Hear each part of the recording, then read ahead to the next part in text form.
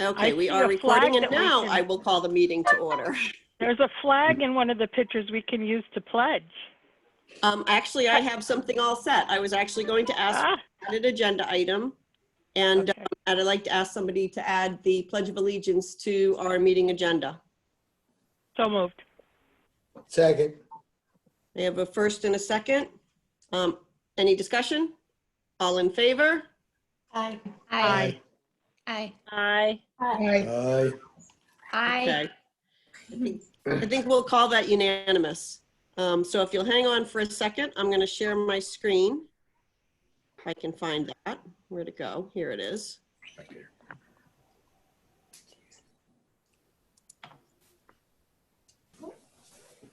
Hey, where'd you come from? Hey, Mr. Jetty. Well, this is not as easy as I thought it was going to be. Okay. Never is. On it.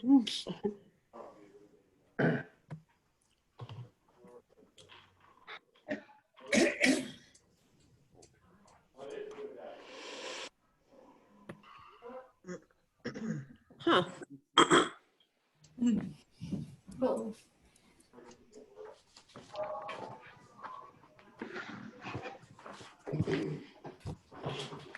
Oh, there's Fran. I know, right? Hi, Kathy, you might want to fix Fran's name too when you get a chance. I will do that. Oh, that's why I can't find it, because it's down here. Oh, That's me down at the bottom. can anybody see the flag? Oh, And it this last said everything. started screen sharing. there it There it is. is. There it is. Oh, look at Okay, that. well then we'll start the Pledge of Allegiance. Okay.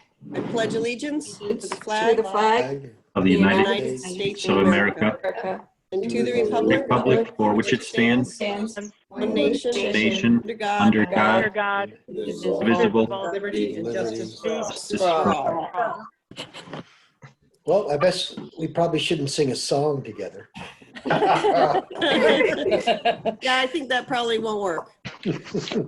So let me see if I can get me back now to, I think if you unshare it, it should go back. yeah, I'm trying to find that window so I can do that. It doesn't really want to show me that.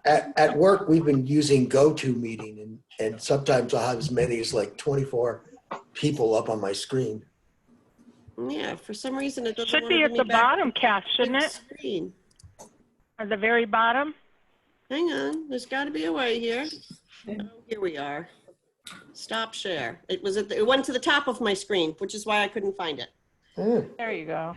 We should be back. All right, now I am going to mute all, just so that we don't get feedback, and then we will start with the Outstanding Student Award recipients. I did leave it on so that you can unmute yourself, but please remember that when you're done speaking, if you can then remute yourself. I will call on people if you want to raise your hand if you need to speak. There is a button at the bottom. There, you can either use the reactions buttons to raise your hand, or if you open the participants panel there at the bottom, there is something called raise hand, and you can also use that. So, Chris, I will let you introduce the Outstanding Student segment of the meeting. Okay, well, we usually have had a little presentation in the school library for all of our outstanding students, where we would have been able to have your picture taken, and we would have had your principals read your nice nomination.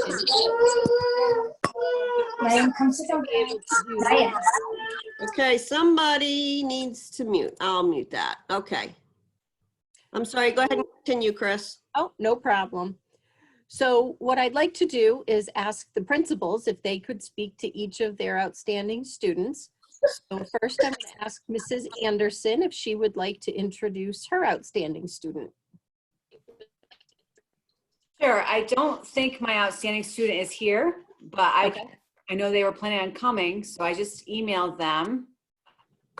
Would you like us to skip to someone else? I'm Oh, here. All there right. we go. Sorry, the lighting in my room is really bad. A little late. Okay, so East Windsor High School's outstanding student for quarter 3 is 12th grader Alyssa Sonar. She led the girls basketball team this past season to the quarterfinals prior to the tournament getting canceled due to COVID-19. She currently takes an aggressive schedule, enrolled in multiple advanced placement courses. When asked if she was an appropriate pick, all of her teachers said a resounding yes. I have a bunch of things that her teacher said about her, but I'll just read you one from her English teacher. Besides being a student athlete involved in countless clubs and activities on campus, Alyssa has proven herself to be dependable, kind, responsible, intellectual, and inquisitive. She's worked diligently on her college essay, revising draft after draft after draft. She's always coachable, always open to suggestions, always willing to put in extra effort to ensure learning occurs. It is her focus on learning rather than on getting a good grade, as most of her peers do, that I most admire. This year, she redid an assignment because she had located an error on it and didn't want me to read the original, as she wanted to avoid embarrassment. Additionally, she has voluntarily assisted a PE health teacher with their reluctant gym students by being a role model and inspiring students who lack confidence in athletics. She is the epitome of a leader in our school and is deserving of this accolade because she always does the right thing regardless of who is watching. Alyssa is the best representation of the best and brightest of our East Windsor High School student body. And so as principal, I am honored to name Alyssa as our outstanding student for Q3. And her and I always joke around, and I really do think she is the best. Thanks, Mrs. Anderson. You're the best. Well, congratulations. Thank This is you. the time when you normally would be asked to go around and shake hands with all the board members, but Instead, we'll all tell you how much we appreciate you with a thumbs up, a clap or something. very nice. Okay, thank you. Mr. Field, would you like to go next? Sure. All right. So the East Windsor Middle School, we nominated Anna Lois Davis. She's an 8th grader here at the middle school. So she was nominated by Mr. Lopes and Ms. Schmiel. So I'll read what they wrote about her. So Anna Lois always makes high honor roll, goes above and beyond the learning expectations in each of her classes. In addition to pushing herself academically, Anna Lois doesn't hesitate to help others in her class. Anna Lois is always willing to work with any other classmate and will specifically reach out to those she sees struggling. She is patient, kind, and always willing. Most recently, during distance learning, Anna Lois has been working ahead on her classwork during off-school hours so that she can be available to help others during class time.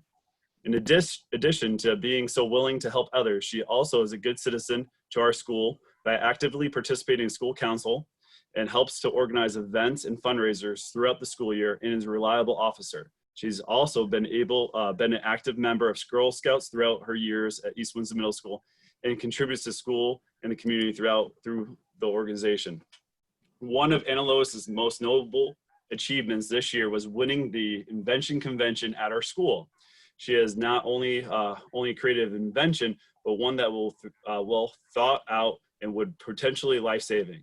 This is not the first time one of her inventions has won, but who would never know it was Anna Lois is so humble in her accomplishments.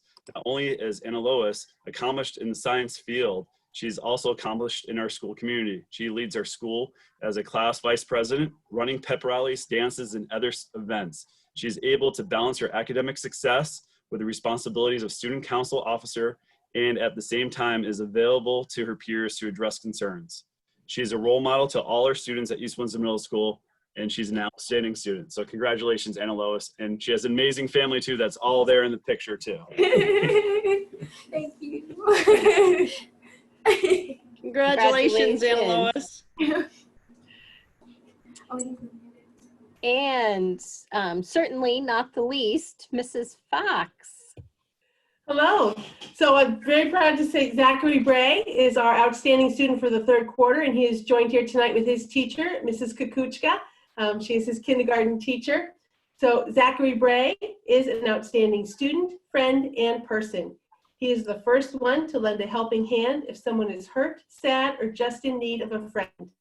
He is quick to celebrate others' successes and be the first one to tell a peer or an adult they did a great job. Zachary will see something that needs to be done in the classroom, and before I even ask Mrs. Kukuchka even asks, he will be doing it. This could be pushing in chairs, picking up trash, or organizing classroom materials. He is eager to include any and all students in his play or lend a helping hand if he sees someone is having a tough day. He is also a hard worker. He puts forth his best effort in all class activities.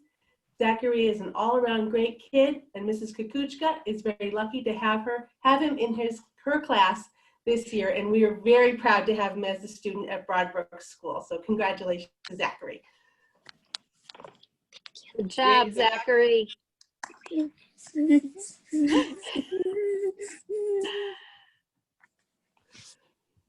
So congratulations to all of our outstanding students. We really appreciate all the work that the families do to help the students, because obviously without you and without all of your support, they would not be where they are, even as young as kindergarten, showing outstanding traits as community members in East Windsor Public Schools. So thank all of you very much.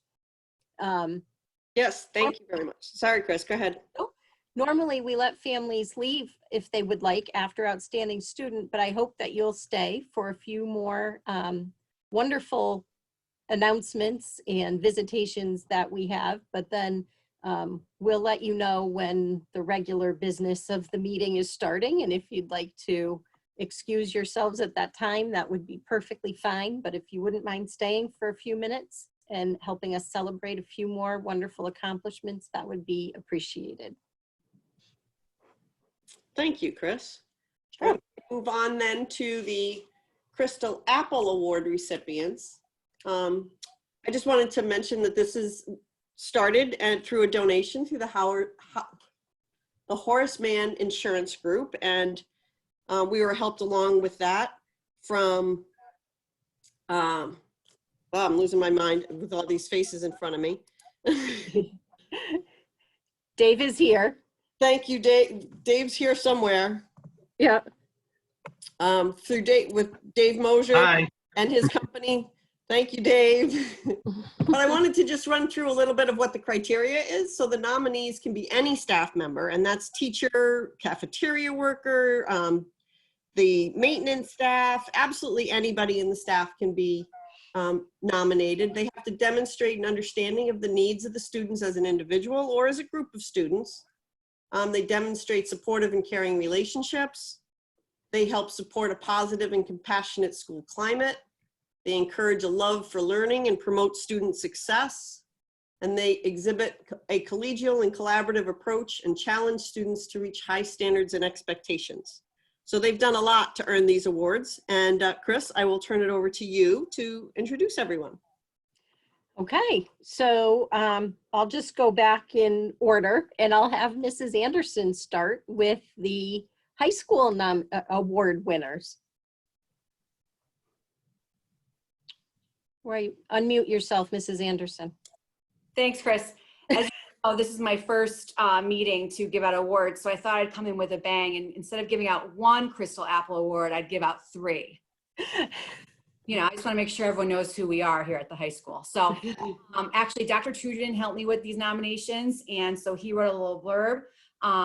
And so as we understand, this is an individual award. These 3 staff members should be recognized for their teamwork, dedication, and community outreach.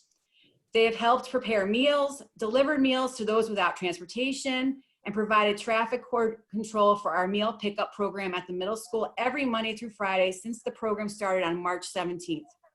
In addition, they have volunteered to work on Good Friday and the week of school vacation to ensure families have access to meals.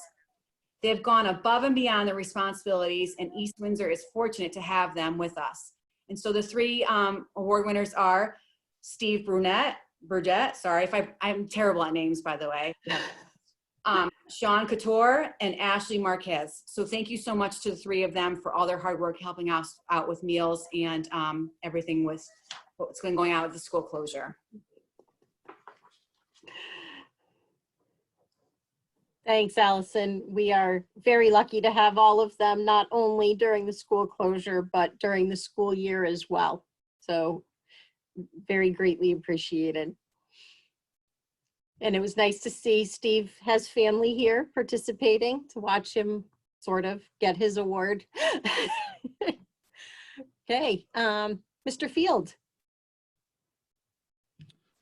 All right, so we only have one nomination, but this person was nominated by two people. Danae and Miss Vogel nominated Miss Ellis. So Miss Ellis is here. Miss Ellis was nominated because of all her hard work this year. If you don't know, Miss Ellis has stepped up the challenge of leading the middle school band and chorus this year and started a new program, United Sound, at the middle school. So really, she's worked really hard. She spends many hours outside of school day to help better prepare students with their skill. She has done so with grace and has presented not one, but two successful concerts this year. And on short notice, she was able to bring students together to entertain visitors from the senior center after it was snowed out one day.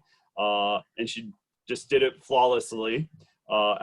Miss Ellis continues to pursue through challenges with a smile, and she's most definitely deserving of the Crystal Apple Award. And she's amazing. She's always doing anything we ask her to do with a smile on. So congratulations, Miss Ellis.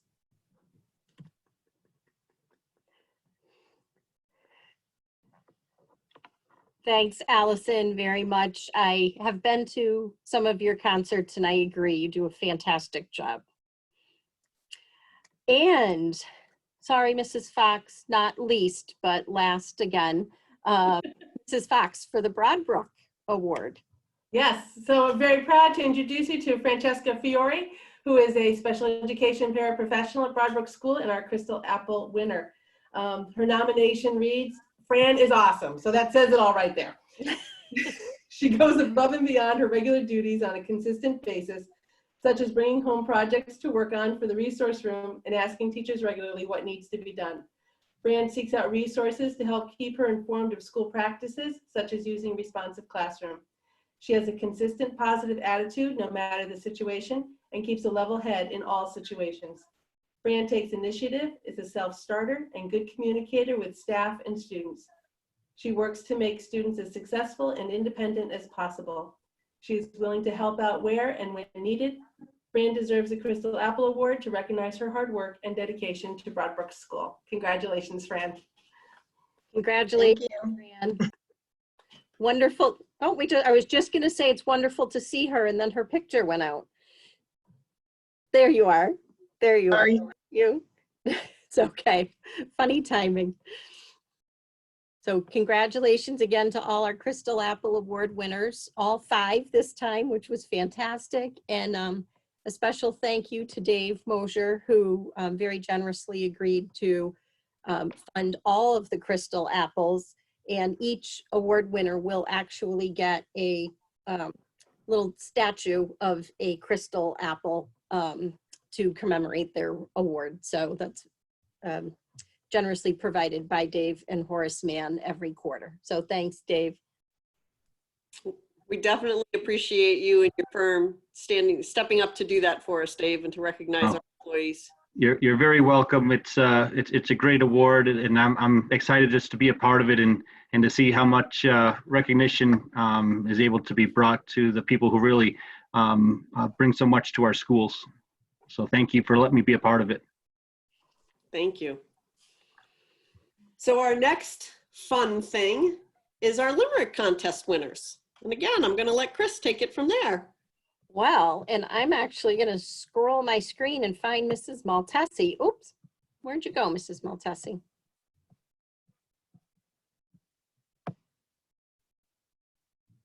Well, Melissa, oh, there you are. Would you unmute yourself and tell us about your Limerick contest and introduce your winners?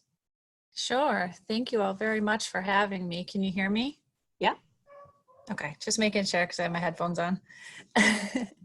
Again, thank you very much for having me. This is one of our favorite programs that we do every year, and just something that allows multi-generational activities to happen in both school and in the community. This year's theme for our Limerick contest was St. Patrick's Day. And while we all had very interesting St. Patrick's Day, these limericks were all submitted prior to the situation that we're living in right now. Although I've gotten a few submittals since then of what we are dealing with now, which are kind of funny. I will share those at another point. But we do have our winners with us today. And each library of the school will receive a copy of the entire Limerick book for their library, as what we usually do present. And each of the participants, or the winners recipients, excuse me, will receive a $25 Barnes & Noble gift card, which will be emailed to their parent. So you'll be contacted from my office, and you'll receive that via email. So I think we have 2 of our winners here with us, and they should have received their Limerick copy via email. If they don't have it, I can read it for them. But our first winner is the grades K through 1 category, and that is Nyan Colligan. So there we go. Hi. Do you have your limerick, bud? Yeah. Okay, whenever you're ready, you can read it. They send this paper home. What is a limerick poem? You're supposed to rhyme some words in a line. It says so on my phone. Very good. Great job. Good job. All right. Thank you. You're very welcome, bud. Good job. And we'll mail you a copy of a nice certificate copy of your limerick as well for you to keep for your scrapbook. Thank you so much. You're welcome. Okay, our second category was grades 2 through 4, and that winner is Cassie Kais.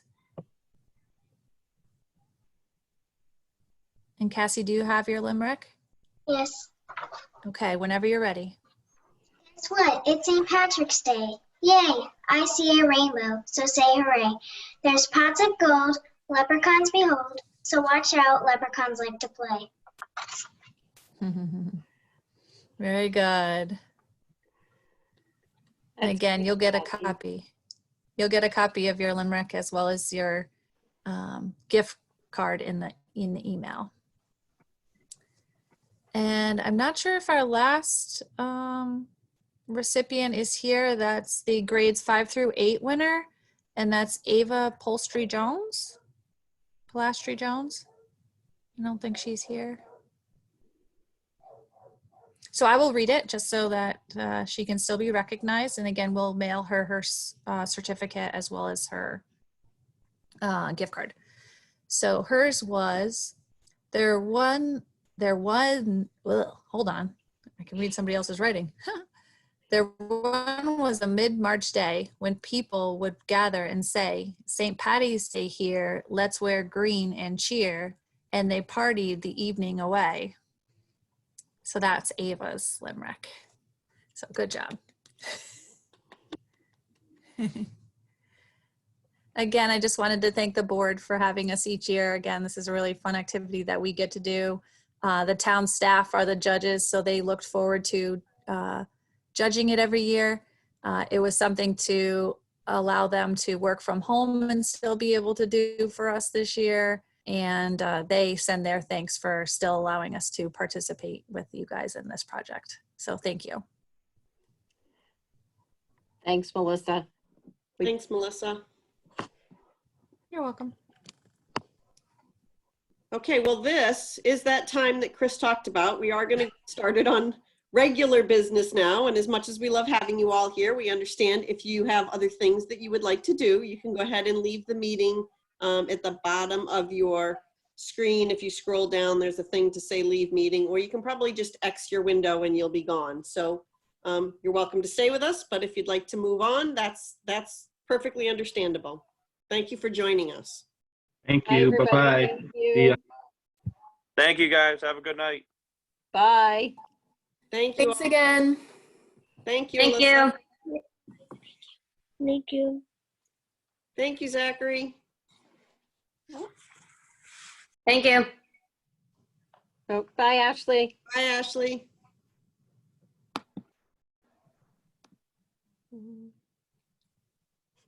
Well, we're not quite down to one page of people yet, but that's okay. Oh. All right, are we ready to move on to the next? Is our minutes from our March 11th regular meeting.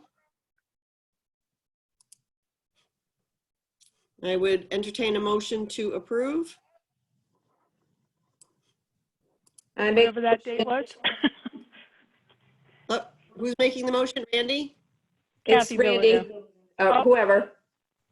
I'll second it. I make a Okay. motion to approve the minutes from the March 11th regular meeting. Second. Okay, is there any discussion? I do have one note. I had a question, actually.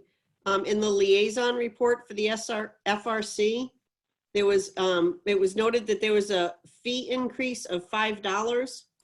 And I didn't know if that was, it doesn't really specify what that is, $5 a week. I just didn't know if we could clarify that for the minutes. I'll look back on my notes when I get a chance, but it was a $5 increase for the week long, like for the AM price would go up $5. If it was for just the PM, that was going up $5. If it was for the whole week, each increment was going to go up by $5. Okay, thanks, Courtney. You're welcome. Anybody else have any questions or comments on the minutes? All those in favor? Oh, yeah, we have to go back to that again. Why don't we do this one at a time? I'll call you out. Kate? Sorry. Go ahead, Kate. In favor. David? Aye. Randy? Aye. Kathy? Aye. Sarah? Aye. Who am I missing? Courtney? Oh, I went the other way. Go ahead, Courtney. Aye. Bill? Aye. Fran? Aye. Did I miss anybody? I think that was everybody. So that's unanimous. Next up is our special meeting minutes from March 26th. And I will entertain a motion to approve those minutes. Hi, it's Randy. I make a motion to approve the March 26, 2020 special meeting minutes. Do I have a second? Second. Bill Raber had his hand up and he was seconding. So that's Bill. Any discussion on those minutes? Again, I had two things. I don't usually have anything. I'm kind of surprised. Okay, so item number 4, the policy vote. It says voted to approve, but it wasn't noted whether it was unanimous or I believe it was unanimous, but it's not noted there. So if we can clarify that as a unanimous vote. And then in the distance learning update, it says that I said I got like 700 emails on the chair thing. I think I said several hundred or something along those lines. Definitely wasn't 700. It is a lot. Probably at that time it was somewhere between 200 and 300, but maybe we could just change that language a little bit to say there were many emails. Anything else? Somebody's cuckoo clock sounds good. All those in favor? Kate? Aye, I am in favor. David? Aye. Whoa, wait, everybody just disappeared for a second. That was weird. Okay. Sarah? Aye. Kathy? Wait. Aye. I'm doing my own mute. Thank you. Courtney? Aye. Randy? Aye. Bill? Aye. Aye. Fran? Aye. Okay. Thank you, everybody. That is also unanimous.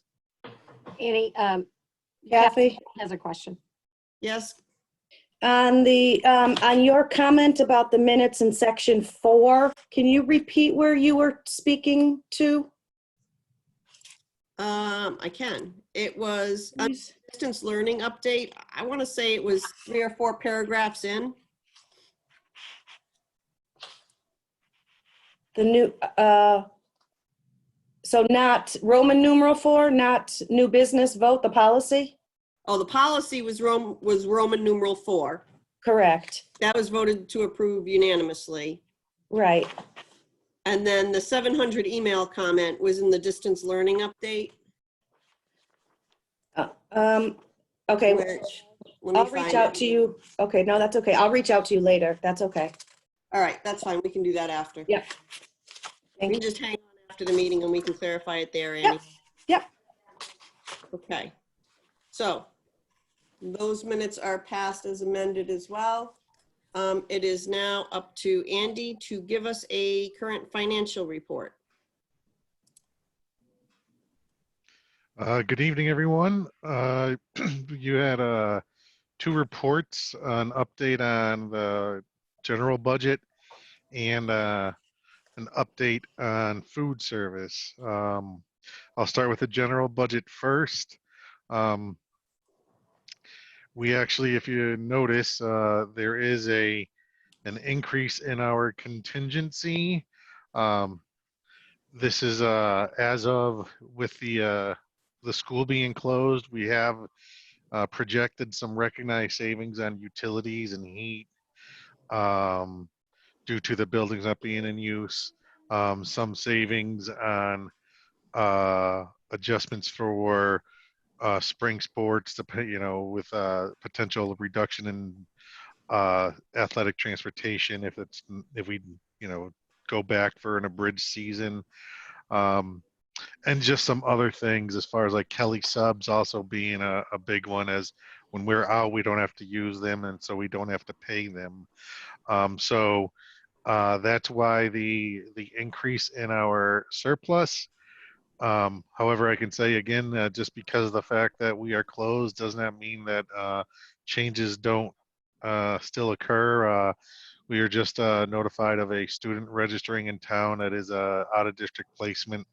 And the tuition for the remainder of the year is approximately $34,000. So we'll be reducing that by that amount for the remainder of the year.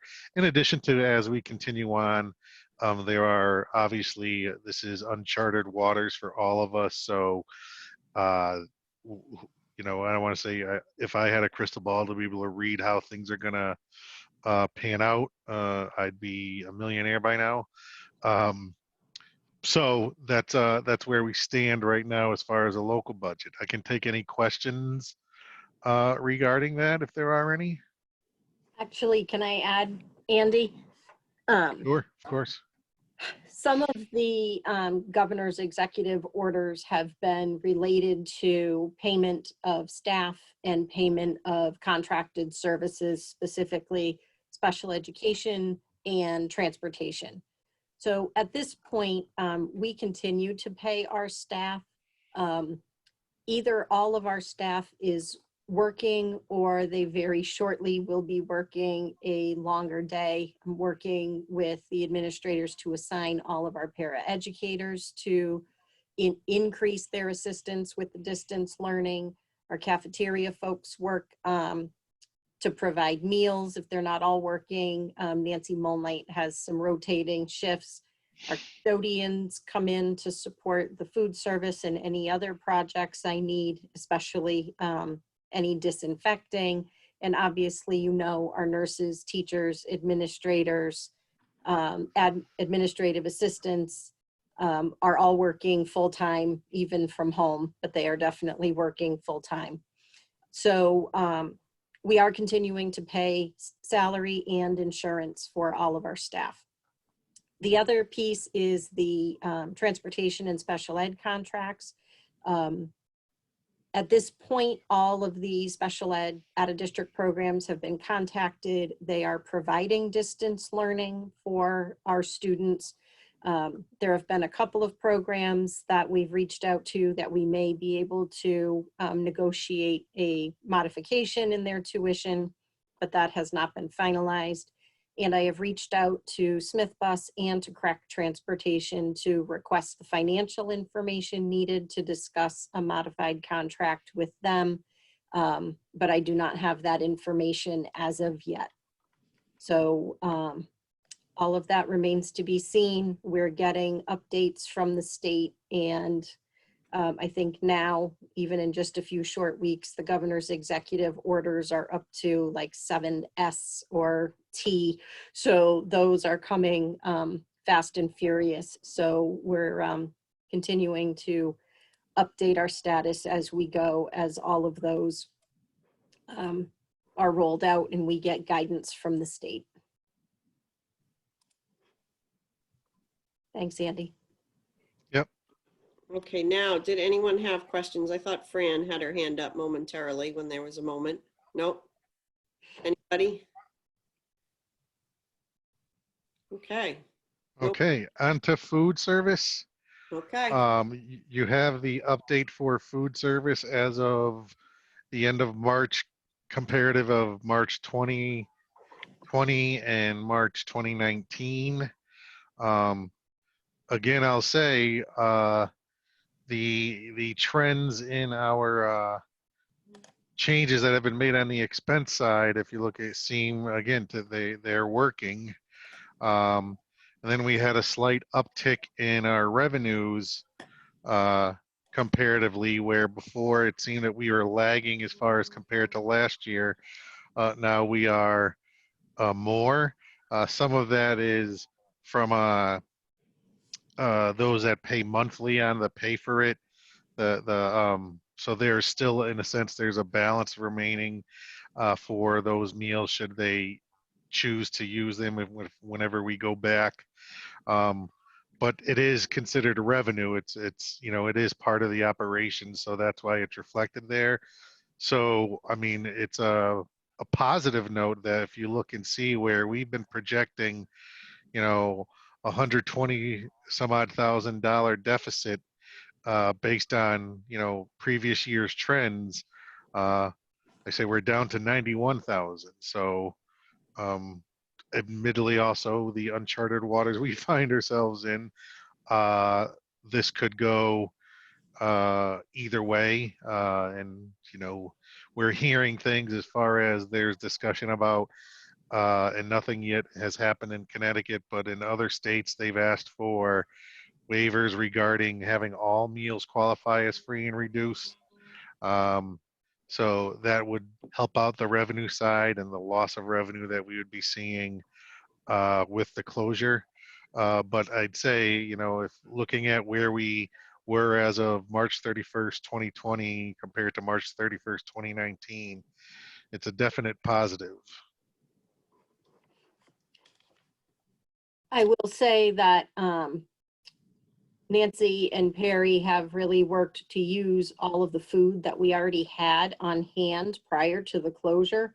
So there's been very, very little ordering to this point. They're making great use of the food that they have on hand.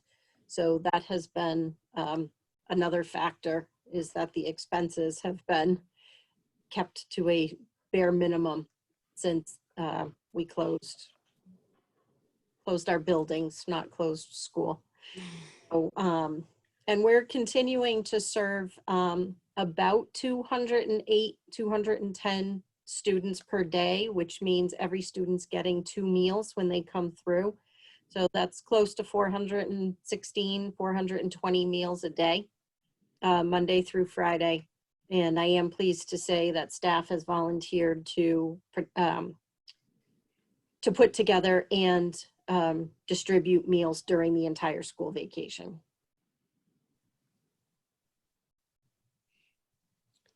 Any questions from anyone?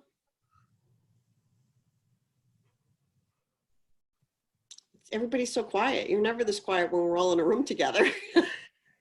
You have them all muted, Kathy. Well, they can unmute themselves. They have the ability. They can raise a hand. Okay, no questions. All right, Andy, I guess you're off the hook, and we will move to the curriculum report.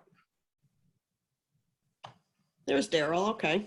Yep, I'm here. Good evening, everyone. Just to provide a quick update on curriculum, clearly is taking a slowdown right now as we're doing the distance learning. But at Broadbrook, curriculum is still being delivered. We also were able to move to a little bit of a different platform after hearing some feedback from parents, teachers, and students.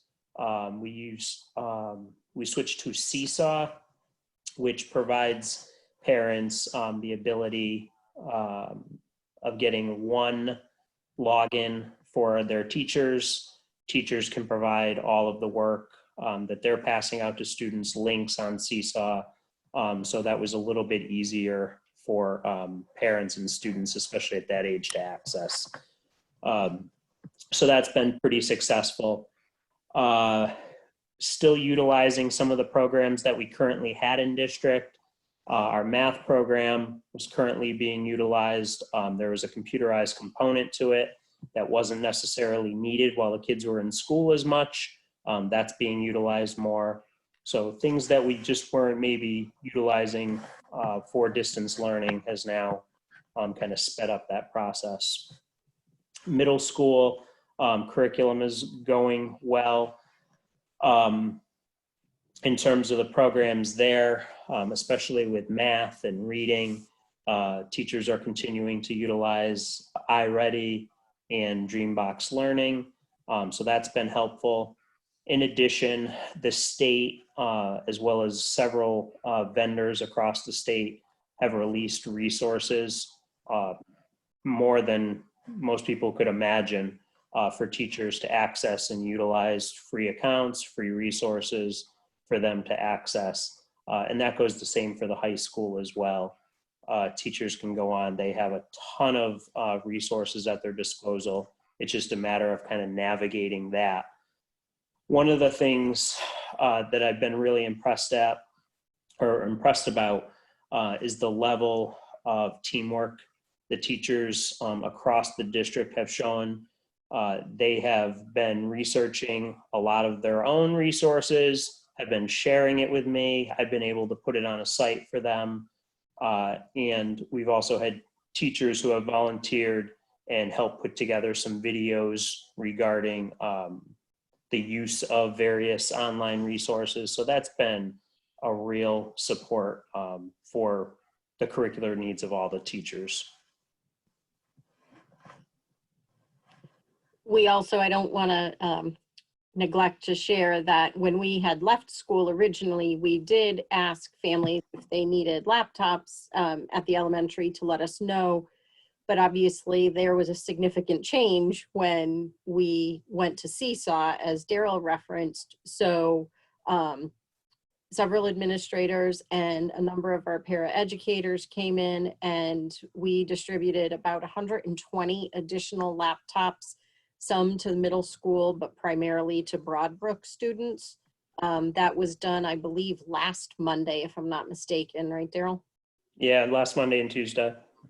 So we have been extremely fortunate with all of the technology through grants and then the renewal of all of our out of warranty laptops by support of the community and the Board of Finance, that we were one of the districts able to provide devices to all of our students if they needed them. And that helped move the instruction along quite rapidly, where other districts are certainly understandably not able to provide one-to-one devices for all of the students. So we were very blessed in that regard.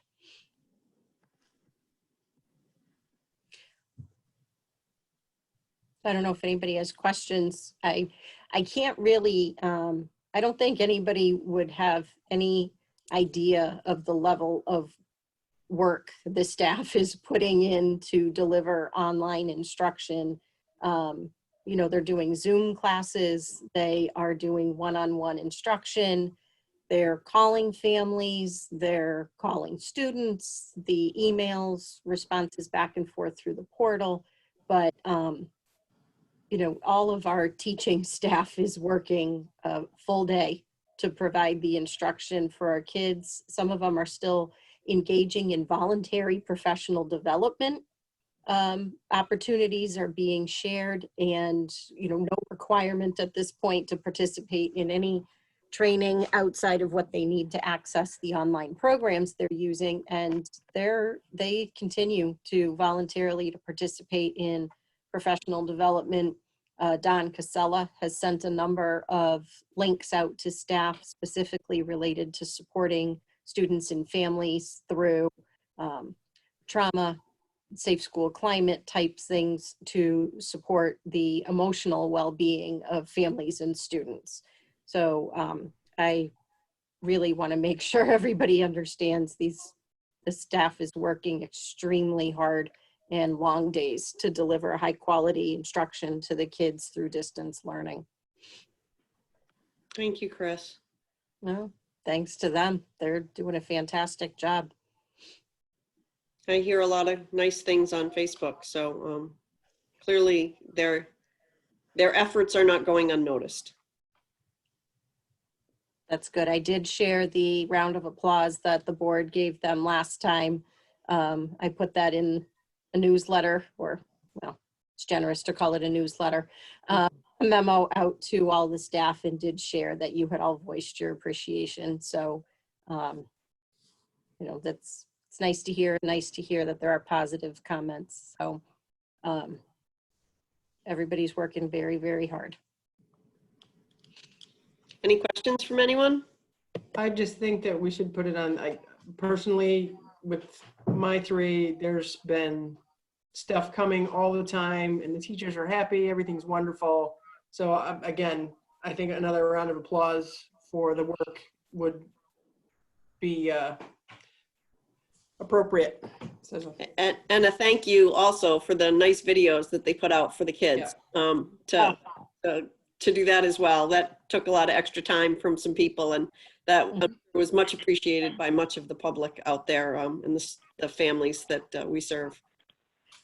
I just want to say I've been consistently impressed by what I see. Now, I don't have kids in school right now, but the stuff I see just on social media, gym classes going on virtually, the wonderful pictures, just there's so much stuff that's happening that really shows that we have staff that care for our children, and that's what we want, right? As a board, I think we would all agree that we think the kids are the number one issue here, and that we know that we have people that care about them, and how they manage through this is phenomenal.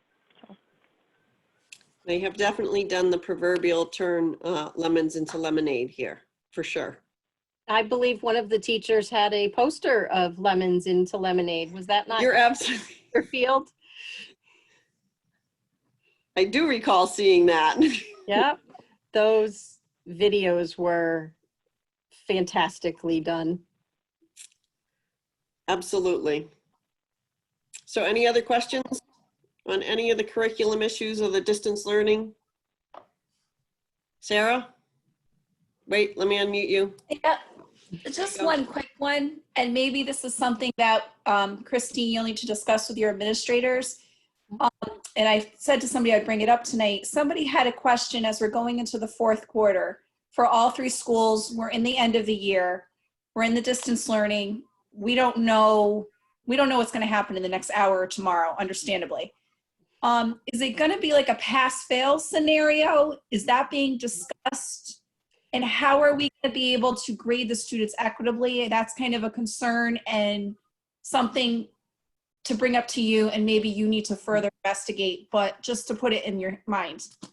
Actually, so a lot of these questions we've had all along, and I participate in conference calls, facilitated by the governor's office, and then conference calls by the Commissioner of Education's office.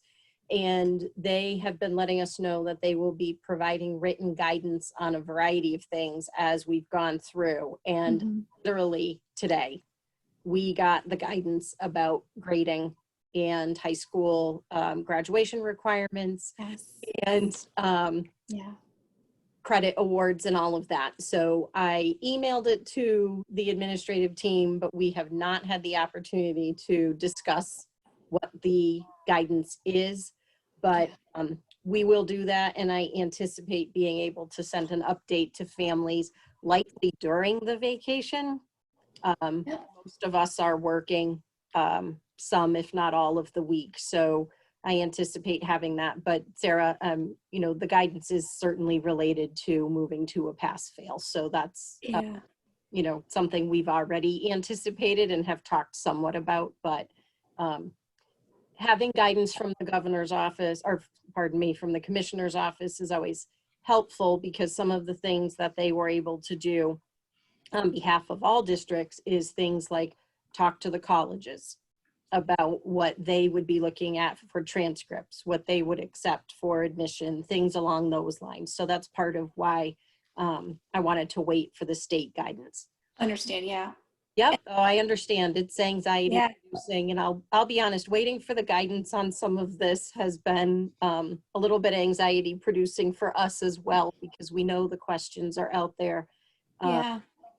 So, but I think it's fair to say there will be, you know, a pass-fail grading system in place. We just need to get some specifics out about what that like. And the question was for all schools. Yep, absolutely. And then also the senior portfolio topic came up, but that's probably on your agenda as well. So thank you. No, thanks for bringing it up. We always appreciate having somebody give us their thoughts, because there's certainly things we can miss right now, but it's hard. Yep, Allison has already talked about senior portfolio and what we can do in that regard. And quite honestly, we've started having the conversation about our options for graduation.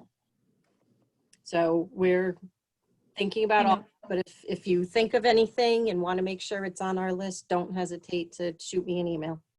We appreciate it. Thank you. Sure. Can I just? I was going to say, are other states, do we know what other states are doing, or and how this is being handled? I mean, I imagine this is such a new territory for everybody, and everyone's trying to figure it out. And like you were saying, the colleges, you know, got to look at transcripts. I mean, how do they look at this year? I can only speak, David, to my own child experience being in Massachusetts. Massachusetts just started a formal distance plan this week. So, but I really don't know. I don't know if I'm fortunate or unfortunate. My daughter's far away from graduation, so I'm not up to date on what Massachusetts is doing in terms of grading or, you know, graduations or anything along those lines. But I do know, when I look at where East Windsor is along the continuum, you know, we were able to start a formal distance learning plan, obviously multiple weeks before even my own child was starting up here in Mass. So, I mean, I got to say, it's from what I've seen on the news and from I'm hearing from other people, we were so on top of this. It was crazy how on top of it we were, I think, compared to what other districts I hear, and even other states that I've seen on news, or, you know, news reports on the internet, which are, you know, take those for what they are. Certainly, we know that our plan isn't perfect. And as Daryl said, we got feedback. He's been working constantly with the administrators to identify resources and get those pushed out to staff, and doing research, making recommendations about what we should be going with next, and helped facilitate the most recent laptop distribution. So the administrators are working very hard to make changes that we can make based on parent and teacher feedback.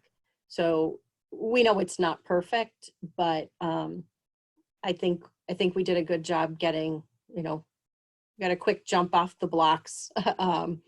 So, you know, we'll continue to be happy to have feedback about how things are going. There's some things that we can change, some that we're a little far in to make significant changes about, but always happy to get feedback from our parents and staff. So I would say if any parents have questions or things they'd like us to think about, to please email the building administrator where their children are, and those get forwarded, brought to whoever needs to be part of the decision making, and we look to see what we can do to support that. Okay, Fran had a question next. Any feel for whether the 20th is a hard date or it's gone? There has been no formal statement from the governor's office about April 20th. However, I will say I have a conference call with the Commissioner of Education's office tomorrow, and there is a regularly scheduled conference call with the governor's office Friday at 5. So I am always curious to hear what they have to say about that deadline.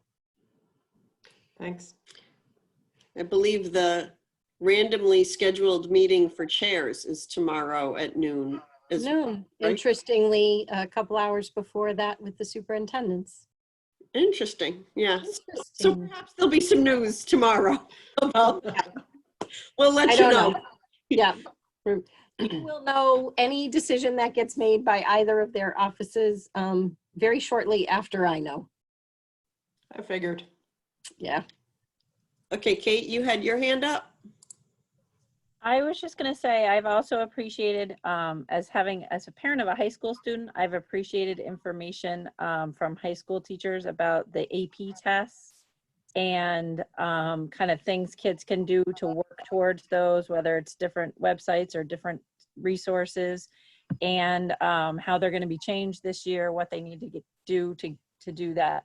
So I just wanted to say that I have appreciated that. And I understand that the students in AP classes may need to be contacting tech to make sure they have a, I'm losing the words right now, but a certain type of, like a browser? Make sure they can take the test without it being hacked or whatever. I'm not thinking of the right word, but I just appreciate the fact that we're getting the information and that, tech is, I'm assuming, getting prepared to get in touch and set our students up for that so that they can take their AP tests however they'll be provided this year.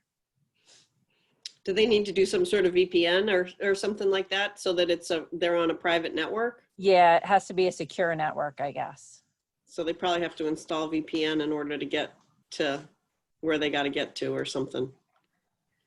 Interesting. I think has some info on that if you want to get more. Yeah. So actually, I was waiting to jump in. I know Sarah had asked the question about just senior portfolio, which Christine referenced. Alice and I had talked previous about that. So she's got a plan that's going to be put into place for them. We wanted to recognize the work that they've done and certainly the work that they can't access right now. So if there has to be some changes to it, we're going to be flexible. That's kind of been the name of the game so far. In terms of the SAT, we're still waiting on a hard date. Obviously that was canceled now. If we are going to take a stab at picking a date, I'd say the fall PSAT date would probably be a pretty legitimate time frame, unless kids want to take it over the summer, which is what they were kind of originally talking about.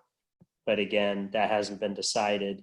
And then in terms of the AP, the College Board has put out a lot of information. Allison wrote a letter this week that she's going to be sending out to families. I believe Chris is going to reference it in her weekly update to families. So more specific information will be on that. The reason that AP felt comfortable going online is they already had some courses that traditionally test online anyway. So for them, it wasn't that big of a stretch to push all of their testing online. So hopefully it goes pretty smoothly.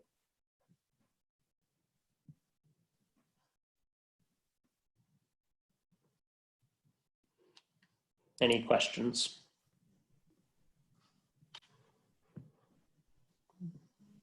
All right, thank you, everyone. Thank you, Daryl. Okay, so moving on is unfinished business for a vote for the FY20 budget. I think we've probably discussed that to death, but if you guys have anything you'd like to add. I have nothing for the FY20 vote. Any questions that we didn't cover during the financial update? Nope. Okay, FY21 budget. Well, as Andy just mentioned, we had students move in yesterday. As you all know, that's how it rolls.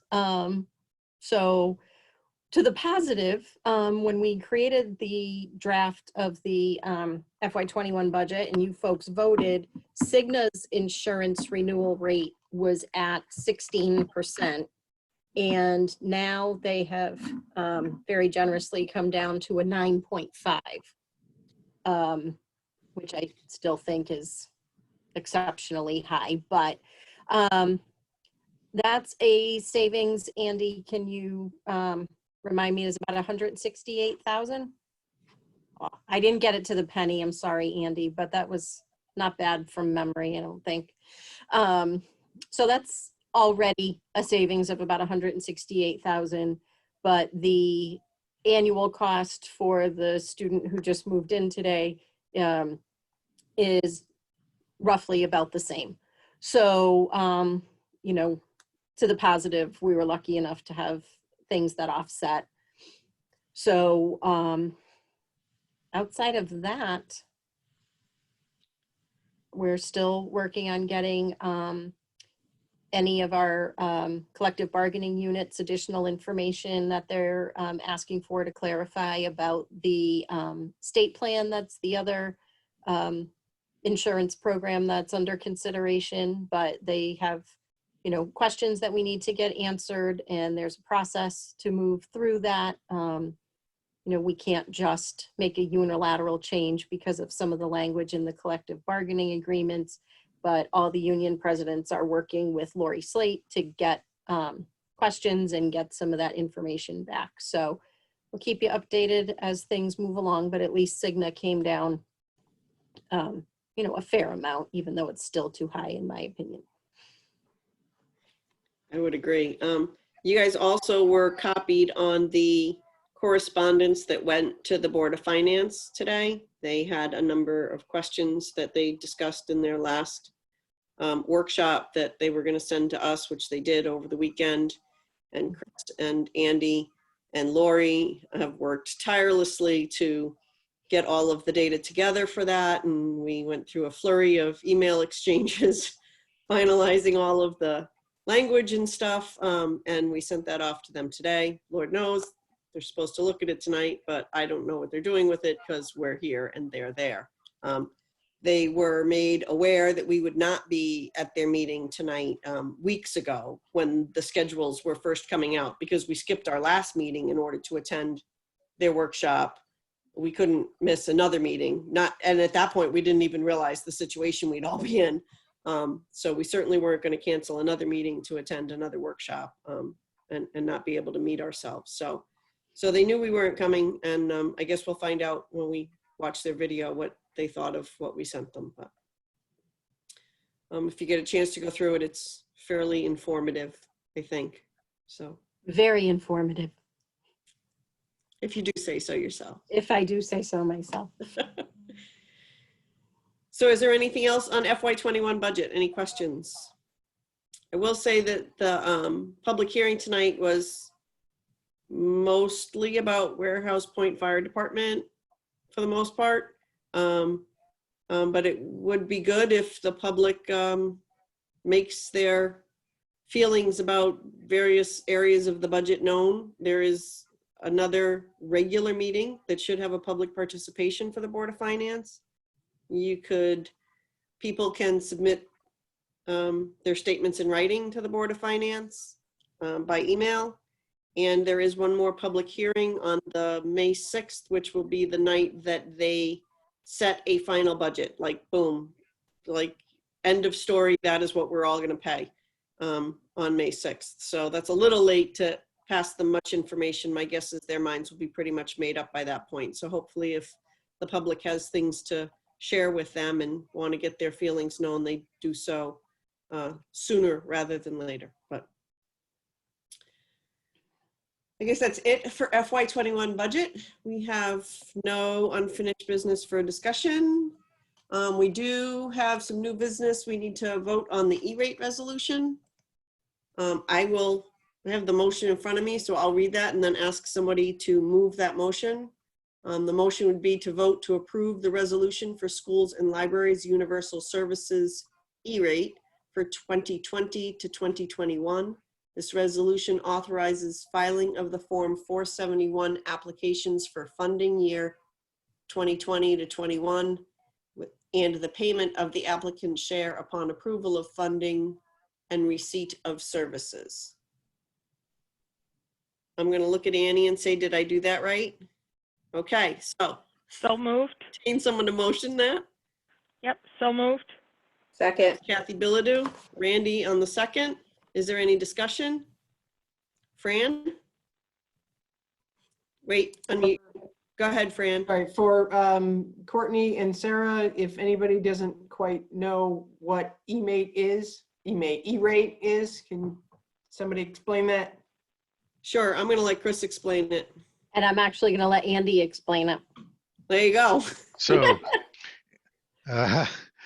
E-rate, it's technically called the Universal Service Fund. If you look on your phone bills, you will see amongst the various charges that are there, it's a Universal Service Fund. And what that is that's a fund that's used to collect and then distribute out based on free and reduced lunch plus some other factors, funds to districts to improve various technology. Can be used for like fiber optic cable, telephone systems, internet connections. So in order to do that, though, you have to apply for it, and this is a standard vote that's required of the E-rate application process. And as I'm looking at the rest of the document, there's actually a whole resolution page. Annie, do we need to read the resolution as part of the motion? Because it does have a little bit more detail.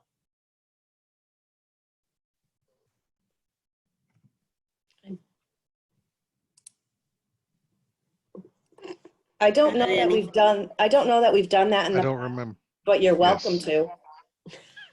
Well, I feel like at one point we actually had to come back and do something over for them. So maybe I'll just read this and amend the and if, who made the motion, Annie? Randy, Kathy and Randy. Okay, so if you guys would accept this as an amended motion, I'll just read this through just to be sure.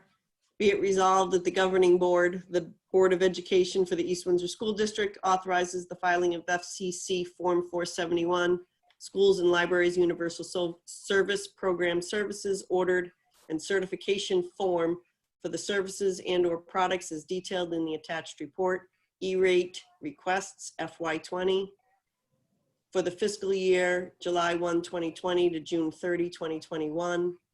And 2, authorizes payment of the applicant's share subject to the following conditions. 1, approval of funding of the discounted portion by the Schools and Libraries Division of the Universal Service Administrative Company. And 2, receipt of services during the fiscal year July 1, 2020 to 6/30/2021. Except the motion has been reread. Second. Okay, any other questions? All those in favor? Kate? In favor, yes. David? Go ahead, David. Hang on, you keep muting your.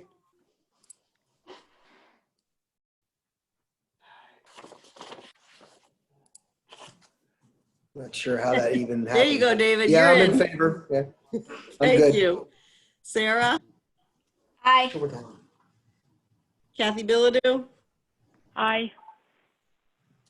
Randy? Randy, can you do that again? Yep. Aye. Bill Raber? Aye. Hang on, Fran, it won't unmute you. Come on, there it is. Go ahead, Fran. Aye. Okay, and that should be everyone, so that Oh, is. and Courtney. Aye. Did I miss Courtney? I'm sorry. Courtney's. No worries. So, Aye. okay, so that is unanimous. And we can move on to, we have no new business for discussion. I did not receive anything via email for public participation, so there is no public participation.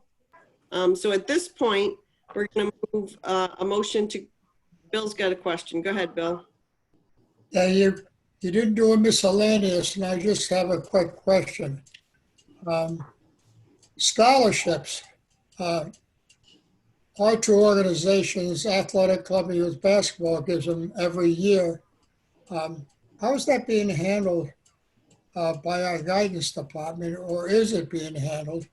Because we've gotten only one, which will be approved, but request. And without those forms coming,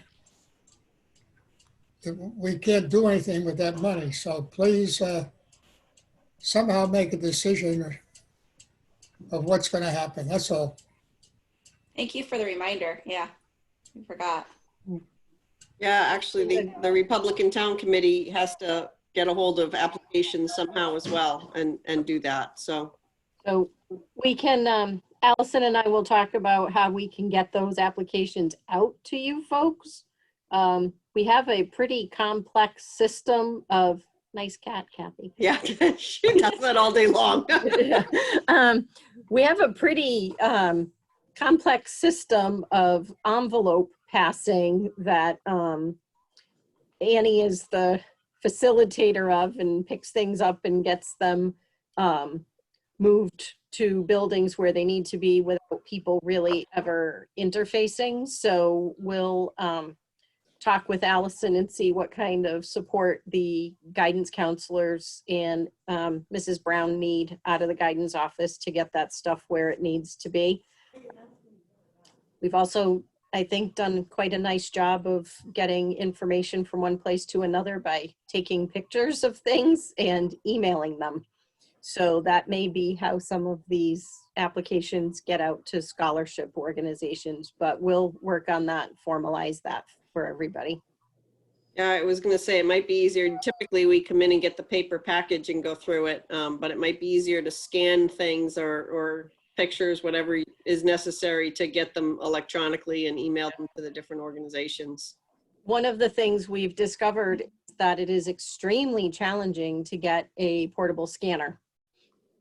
We purchased one and it is coming, most likely, I assume it will be delivered the day after we return to school. Yeah, that sounds of course, yeah. I know, poor Annie's waiting for it and the UPS man never comes. I'd let you borrow mine, Annie, but we'd have to break social distancing rules to do it. So, Sarah, you had a question. Quickly, there is a nice list on the guidance department website.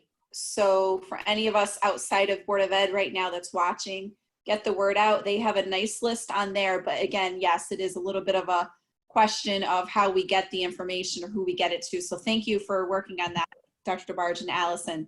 That would be a big help in coming days. But I know the resources are on the guidance page. I did hear that today. Okay, Kate, you were next and then Bill. I think I'm all set. I didn't have. Oh, okay. Then Bill, you're up. The forms were already given to guidance a long time ago.